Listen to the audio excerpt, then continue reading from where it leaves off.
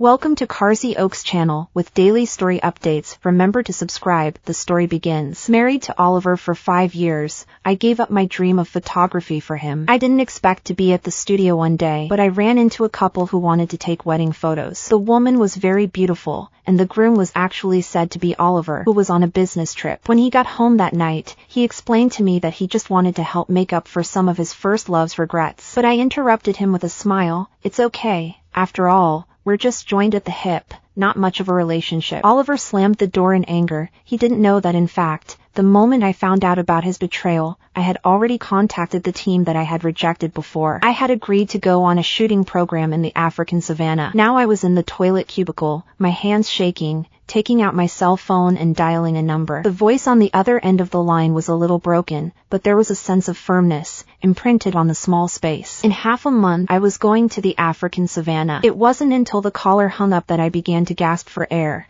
and laughter came out of nowhere, sounding a little bitter and strange. Oliver and I were joined by 2 families, so on our wedding night he warned me that I would never like him and told me to give up early. At the time I tilted my head back and replied to him with a contemptuous smile, "Well, then you better think so too." After 5 years together, things had long since gotten out of my control. He's so good at acting like he's more or less in love with me. But really, as soon as Sophia comes back, all bets are off. Instead of waiting for Oliver to get me in trouble, I'd leave of my own accord and at least retain the last bit of my dignity. I gathered my emotions and pushed myself out. My fingers clenched so tightly that I felt a vague pain as my fingertips pricked into my palm. By the time I got back to the studio, Oliver and Sophia were gone. I barely managed to finish the task at hand, then drove back home. It was already late when Oliver came back. He pushed the door in and was silent for a while before he said that today was Sophia's birthday and she wanted me to accompany her to make up for her previous regrets. I couldn't help but feel amused in my heart that he could say such a simple lie so seriously. Seeing that I didn't say anything,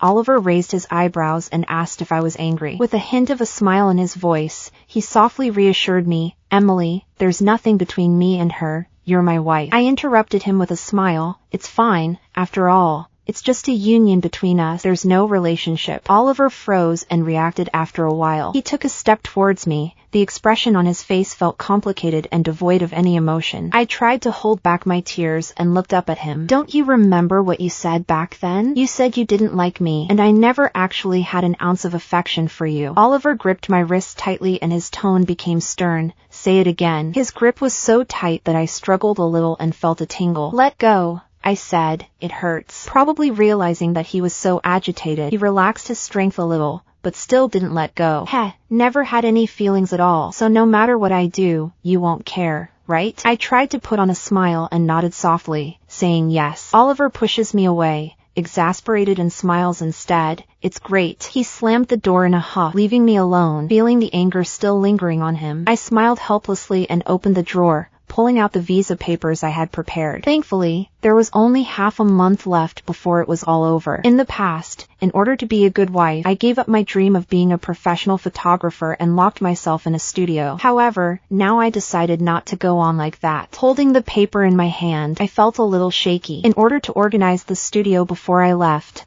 I contacted the client and prepared to talk to him about cooperation. The screen of my cell phone showed the message that the flight booking had been successful, the faint light looking especially bright in the darkness. I looked at it for a few moments, then turned my phone off and stood up to leave. The corridors of the hotel seemed endless. I finally found the private room, and when I pushed open the door, I suddenly saw 2 familiar figures. Seeing that I didn't react, Mr. Johnson immediately walked over. He said, "Emily, didn't you say you needed resources? I have specially invited one for you." Just as she was about to be introduced, Sophia interjected, saying with a slight smile, "We've met Emily." "So that's it. That's great." Mr. Johnson immediately invited us to sit down, and Oliver put his hand on Sophia's waist in a gesture so intimate that it was hard to ignore. I couldn't help but look over and feel a pang of bitterness in my heart. That's what Oliver said. Nothing happened. There were toasts to Sophia at the party, but they were all stopped by Oliver. He takes the glass and takes a gentle sip, saying that Sophia doesn't drink, so he'll drink for her. Oliver's words were ambiguous and made everyone around him laugh. I stared at him dumbfounded and didn't come back to my senses until a female voice came to my ear. Sophia raised her glass with a soft smile on her face and said she heard Emily was an amazing photographer and saluted her. Mr. Johnson also smiled and said, "Yeah, this wine is from my collection. Emily must drink it." I didn't refuse and picked up the wine glass and drank it in one gulp. But then after drinking it more often, even Mr. Johnson realized that there was a bit of a problem. Emily was already drunk and it would be best not to drink anymore. And Sophia just smiled, as if she didn't want to be denied. Emily came to talk about cooperation. Of course she had to show some sincerity. I didn't say anything. I just looked up at Oliver, but he didn't want to stop me at all. My heart suddenly felt heavy. He knew I had a bad stomach and yet he didn't care at all. I picked up the glass of wine and raised it towards him, my voice stuttering a little. Oliver, I toast you. The wine ran down my throat and felt as hot as fire. I covered my mouth and hurriedly stood up and ran out of the room until I got into the toilet cubicle and finally couldn't stop myself from vomiting. There wasn't much in my stomach in the first place, so I ended up only being able to vomit out some stomach acid with a little bit of blood. After a while, I was able to stand up holding onto the door. The cold water slapped on my face, making me feel a bit wretched. But when I looked up, I suddenly saw someone else in the mirror. Sophia smiled again and asked Emily, "Are you okay?" I turned to look at her and couldn't help but laugh. Sophia knew who I was. Why bother pretending? Maybe it's because I've broken her heart. She finally puts away her smile. You should understand that Oliver never liked you. Sophia probably just wanted to make it hard for me on purpose, so she just said this right from the start. I laughed softly. So what does it matter? My stomach was hurting so bad that the pain was slowly spreading to my heart, making it hard to figure out where exactly it hurt more. Hearing my answer, Sophia froze for a moment,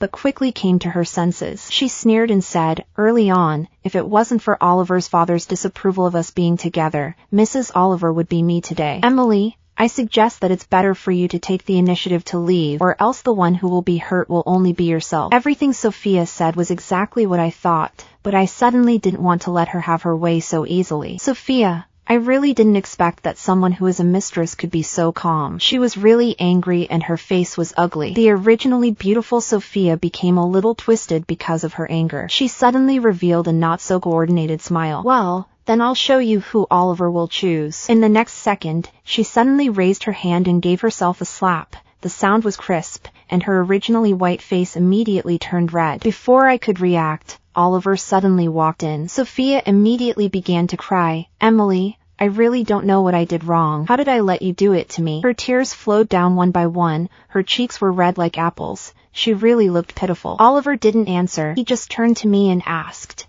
"Did you hit her?" I froze for a moment. My voice stuck in my throat and I couldn't say anything at all. Sophia was right. Even though I told the truth, Oliver wouldn't necessarily believe me. Probably a little drunk, I nodded with tears in my eyes and said, "Yes, I did do it." Oliver suddenly laughed and asked if I was jealous. I laughed softly. "Do you count? She's always been a troublemaker, and I couldn't help it, so I did it. You can certainly fight back if you want to stand up for her." Oliver's face is getting colder and colder. It feels like it's going to freeze. "Are you really going to talk to me like that?" I looked up at him, my tone firm. "Surely." Oliver's hand goes up and I almost think he's going to hit it down, but he ends up just taking Sophia's hand and leaving. "Emily, you figure it out." When I was the only one left, I sat down helplessly against the wall. Tears silently flowed down my face as I closed my eyes, feeling exhausted. After sending a message to Mr. Johnson, I barely made it to the entrance of the hotel. But the driver who was supposed to be waiting was gone. I dialed the number and was surprised when the person answered. "Mr. told me to leave. Don't you know that, ma'am?" I opened my mouth but couldn't speak. I could only respond with a faint, My footsteps became more and more feeble. I walked to the curb, hailed a cab, sat in the back seat and drifted off to sleep. I don't know how long it took, but I suddenly felt a slight tickle next to my neck. Dazed, I opened my eyes and there was a big face in front of me. I couldn't help but shriek and sober up from the alcohol. "Ah, let go of me!" The driver pinned me down, his hands gripping me tightly, and as I struggled, he became more excited instead. This was the countryside. No one would be around to hear. Fear slowly welled up and I couldn't help but cry out, begging him to let go of me. But he sneered and started to unbutton me. Just as he was about to lean over, I bit him violently on the neck. The driver screamed out in pain all of a sudden, and he slapped me angrily, swearing a bad word. When he stood up, I lifted my leg and kicked him in the lower back. Then he curled up from the pain and I took the opportunity to run unsteadily out of the car. The driver quickly caught up with me, and I was not too steady on my feet and suddenly fell to the ground. "Still want to run away? Can you escape?" His footsteps were getting closer and closer, and just as he was about to reach me, I grabbed the stone on the ground and threw it at him as hard as I could. The man fell to the ground and stopped making a sound.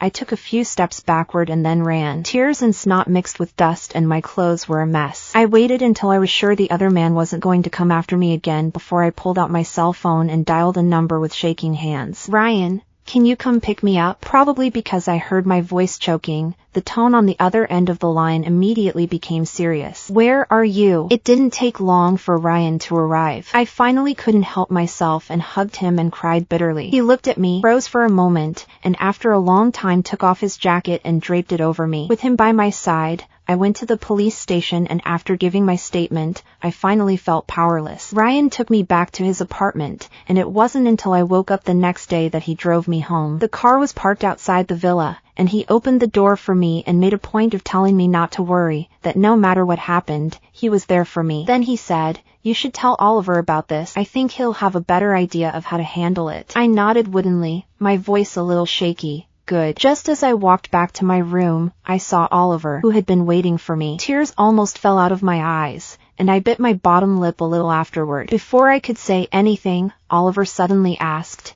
"You were with Ryan last night?" I froze for a moment, completely at a loss as to how to answer. But Oliver suddenly sneered and asked me, "Were you with him?" I couldn't believe it and stared at him and asked, "What are you talking about?" Oliver walked over to me and suddenly raised his hand and touched my neck. He smiled a little, but his face was heavy. He had accidentally left a hickey here. Instantly, I remembered last night's nightmare again and felt a wave of pain that made me cover my head. "Don't say it again. Don't say it again." I didn't do anything, but Oliver still won't leave me alone, even changed his clothes. "How do you expect me to trust you?" He grabbed my wrist and forced me to look at him, asking me if I regretted not marrying Ryan, who made him so incompetent. I struggled desperately, but to no avail. "If you don't like him, why do you treasure that photo album?" Oliver asked me sternly. I looked up at him, tears blurring my vision. "Ryan and I have been friends since we were kids, and we both love photography. That album has a lot of pictures we took together, as well as some award-winning work. But some friends are destined to just be best friends for life, not lovers." I looked at Oliver and slowly spoke my heart out.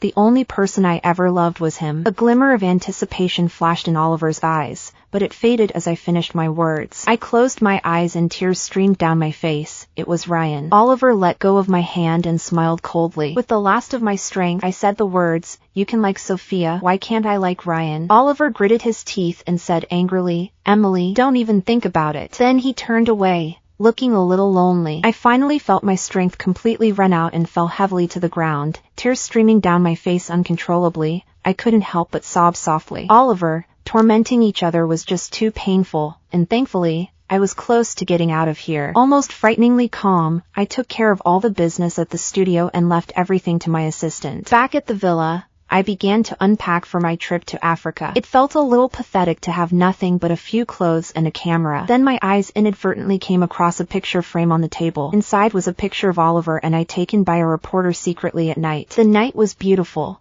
making his gaze seem extra tender. Tears suddenly fall to the floor and splash a bit. "Oliver, you're such a fool. Why can't you see that?" I raised my hand to wipe away the tears, then stood up and placed it upside down on the table. But none of this mattered anymore. There were 7 days left before I was completely gone. I lay on my bed, quietly waiting for the time to pass slowly. I felt a sudden sharp pain in the small of my back and I rolled over, but didn't feel any better. Cold sweat ran down my forehead and I got up holding onto the table to call a doctor, but my foot slipped and I fell to the floor. The small of my back felt like it was being hit by a heavy object, and the pain was excruciating. I crawled with difficulty to the door, when it was suddenly opened. Looking up, it was Oliver, who had returned at some point. Feeling like I had grabbed the last straw, I looked at him almost pleadingly, telling him that I was in terrible pain and could he take me to the hospital. Oliver looked at me condescendingly, with a look of contempt. He said, "Is this a deliberate act to get me to sympathize with you? You're talking to the wrong person. You should be talking to Ryan. I resent you the most," he said without mercy. I held back the hardness in my heart, reached out and grabbed the corner of his coat, pleading, "Please," but Oliver forcefully broke my fingers. His eyes icy cold said, "Leave me alone. Bella is sick. Sophia can't handle it alone. I have to rush to the pet hospital." It occurred to me that this was the stray dog he and Sophia had adopted together. He took his jacket out of the closet and put it on, taking one last look at me before he left. "Don't you like Ryan?" He repeats it again, a sudden look of anger on his face, suggesting that I go to him, preferably never to return. The door to the room was slammed heavily shut, completely cutting off my last hope. Head resting on my arm, tears streamed down the corners of my eyes, a single, salty drop landing on the side of my mouth. The pain became more and more pronounced, and then I barely felt it, and I just passed out in complete agony, falling into a darkness that I couldn't see the bottom of. It was like falling into a nightmare, a dream that kept going back to my past with Oliver. When we first got together, he was all over me. But then, in order to look good in front of others, he would offer to hold my drink, and I would return the favor by making him sober soup. And then after that, Oliver would offer to come and explain the irrelevant gossip to me, and I started to hand prepare his birthday presents. He took me to pay my respects at my mother's grave, and I took him to the orphanage I had been supporting. 3 years ago, the observatory forecast a meteor shower at night. I wanted to take pictures, so Oliver climbed up the mountain with me in the middle of the night. I pressed the shutter as the meteor streaked by, but when I turned my head, I realized he was looking at me intently. Probably because I was too close, my heart started to beat uncontrollably. I asked a little nervously, "Did you make a wish?" Oliver smiled and nodded yes. The night in the mountains was cold, and the next day I had a high fever. Oliver anxiously carried me on his back and said, "Emily, wake up." He hurried down the mountain, not realizing that he fell into the abyss at once. I woke up from my dream and found myself lying on a hospital bed. The nurse saw me and immediately came over to me and asked, "Emily, you have been in a coma for 2 days. How do you feel now?" I didn't answer. I just gave a forced smile. "I'm ready to be discharged. In 5 more days, I will be able to leave here." On the eve of my departure, I suddenly realized what I had to do. Upon returning to the villa, I immediately contacted a lawyer. The private room in the tea house was elegant, and he asked me carefully, "Emily,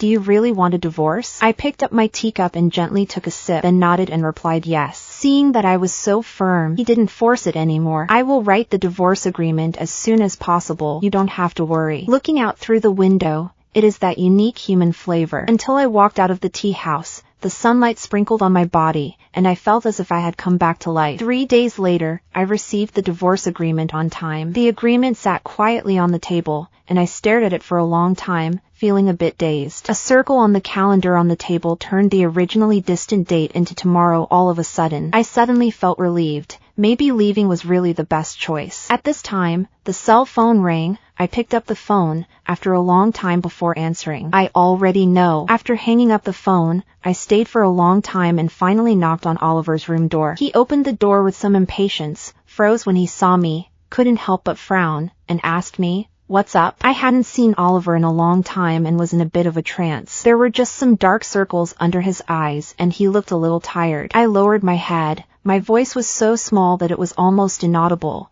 "Tomorrow is your father's birthday. He invited us to go to the party together." Oliver smiled softly and said slowly, "Do you think you can go?" Then he closed the door with force. I don't know when it started, but we were almost on the verge of falling out with each other. I smiled bitterly. Maybe Oliver would be happier when I left. The next night, I went to the event alone with my present. Oliver's dad had been especially nice to me, almost treating me like his own daughter, and I felt like I should give a good account of myself. He came up to me with a smile and asked how Oliver was doing. It was hard for me to fake it, and I reluctantly lied and said that he wasn't feeling well, so I came to congratulate him for him. As soon as the words were out of my mouth, a gasp came from behind me. I turned around to see Oliver approaching with Sophia in tow. Clearly he didn't care about saving face anymore. The people around me were talking, almost stomping on my dignity. Sophia, however, just smiled and handed me the gift. "Uncle, this is the gift Oliver and I have prepared for you." Oliver's father was visibly angry. He shouted,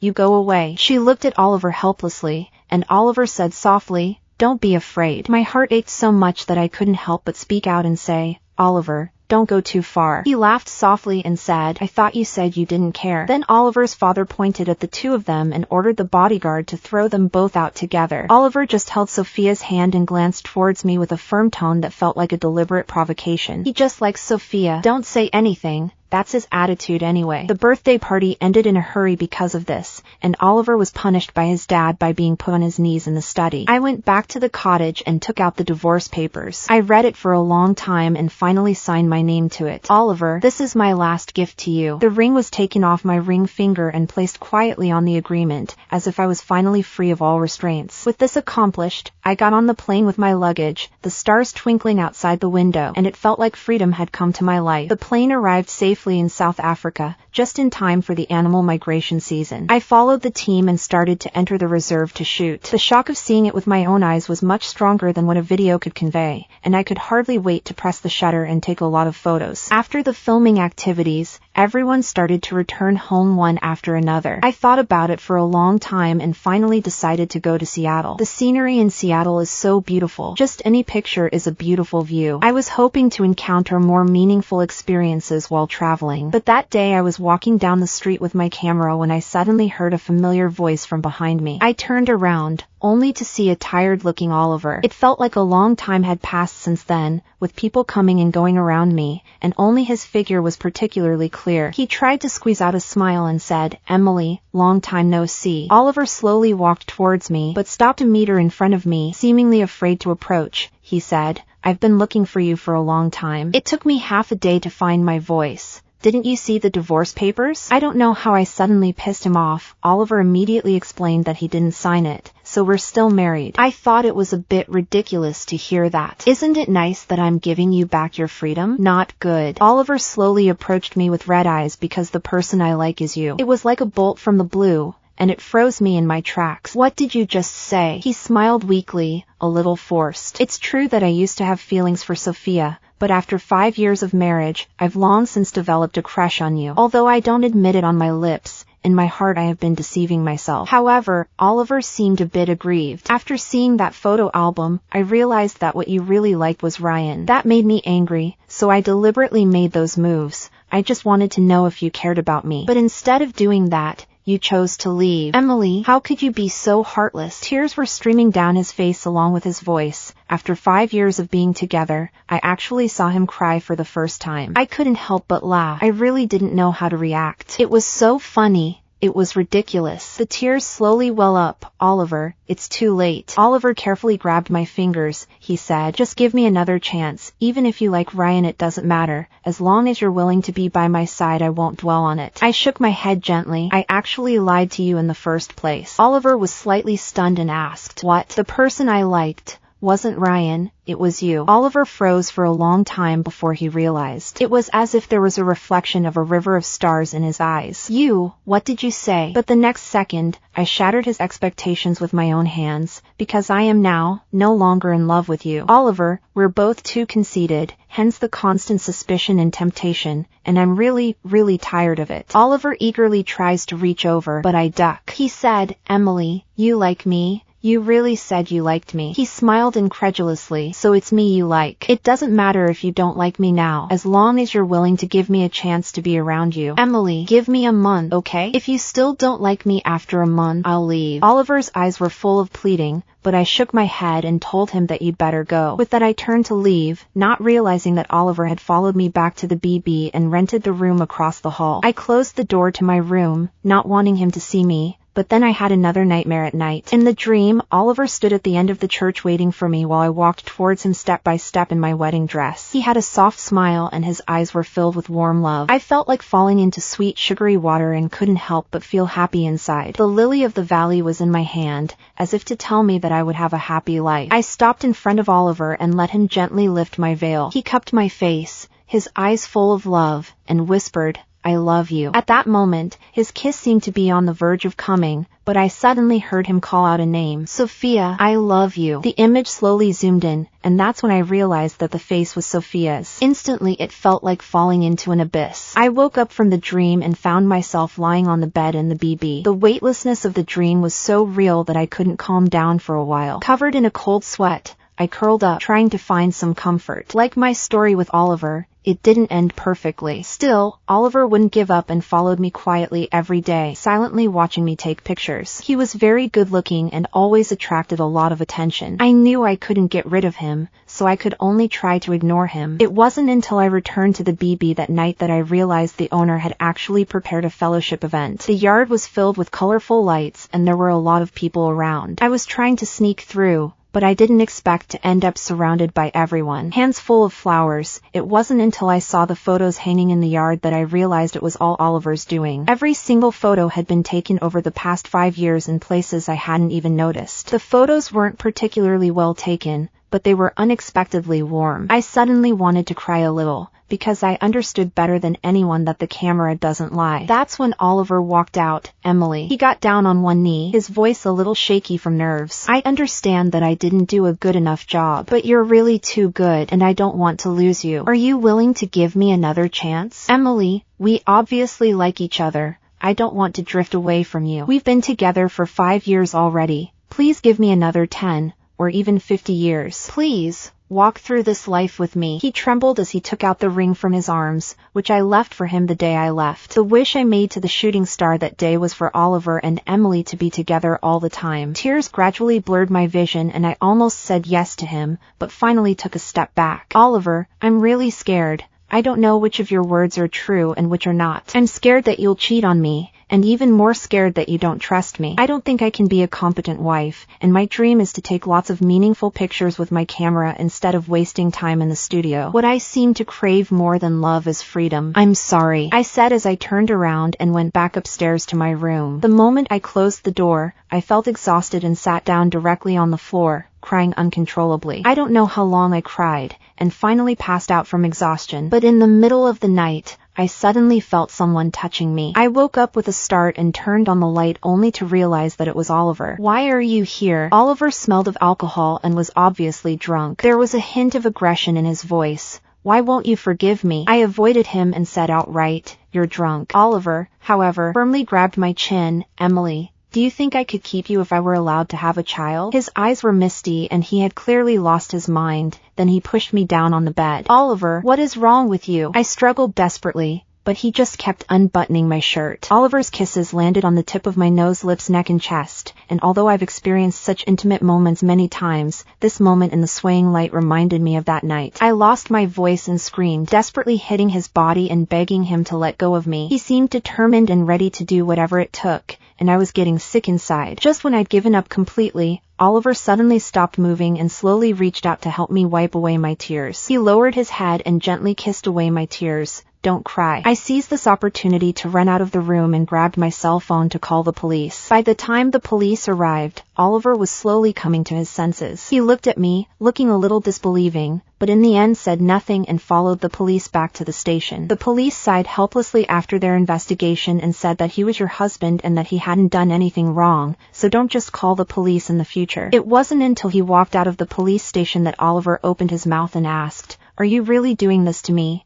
Do you hate me that much?" He looked desperate, as if his heart was broken. I clenched my knuckles. Oliver, do you remember the party that night? You let the driver leave early. Oliver nodded, his face not looking so good again. It was the night you were with Ryan. I was looking for you that night. It was hopeless. I smiled bitterly, almost being victimized. Tears crept down my face. It wasn't Ryan. It was the cab driver. Oliver started to freeze. Then his expression became very hard. I finally said the truth I'd been wanting to say, and the wound in my heart began to ache again. Oliver could barely speak and just cried in pain. So that's how it happened. So that's how it was. He cried so hard that his expression was a little distorted. I'm sorry, he said. It's all my fault, Emily. It really is my fault. Oliver cried and eventually, trembling, fell to his knees and asked, Emily, what do I do? What do you want me to do? But I can't make it right no matter what I do. He clutched his head in pain, his voice choked. I slowly walked over to him and took him into my arms. Tears slid down my chin as I gently rubbed his back, telling him it's not your fault. It's just me, and it really hurts too much. Eventually, Oliver got tired of crying and fell asleep,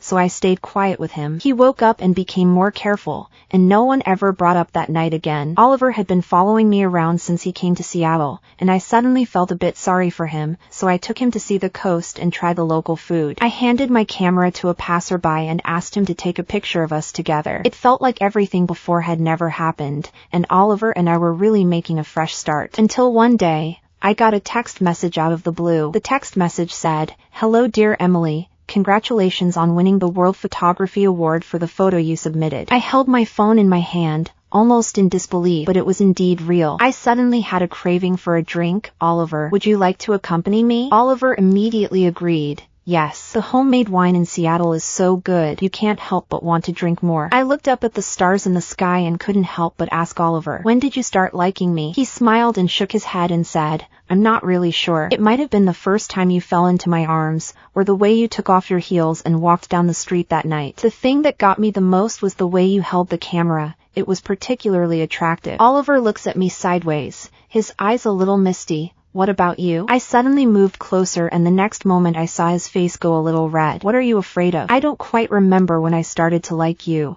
but I clearly remember a special moment. Oliver carefully moved a little closer. Then, breaths mingling, I kissed him on the lips, and that night when you accompanied me to take pictures of shooting stars is still fresh in my mind. My family has never been very supportive of me taking pictures, so after I married you, I had to open a studio to keep my interest. Besides Ryan, you're the first one who's willing to accompany me. Oliver pressed the back of my head and deepened the kiss and said, a little upset, no mention of Ryan. He was a little drunk and I wrapped my arms around his waist and rested my head on his shoulder. Oliver, I really like taking pictures, he said. I know. He didn't pick me up until tears wet his shoulder. He asked me why I was crying again. Oliver lowered his head and gently kissed away my tears, telling me not to cry. The wine had gotten the better of him and he slowly fell asleep in my arms. At the last moment, he held my hand tightly and whispered my name, Emily. I love you. Tears suddenly fell from Oliver's eyes as I helped him back to his room, took one last look at him, and closed the door. That night, the plane flew through the air and I ran towards my freedom. For the next 5 years, I traveled the world, slowly making my way to international prominence. 5 years later, in the summer, I returned home. When the plane landed, I suddenly felt a sense of peace and tranquility that I hadn't experienced in a long time. People were coming and going in the airport, and there were images of the reunion everywhere at the departure gate. I couldn't help but pick up my camera to take pictures when I suddenly heard a familiar voice from behind me. Emily, long time no see. I turned my head and it seemed like he had always been there, never left. It's been a long time, Oliver.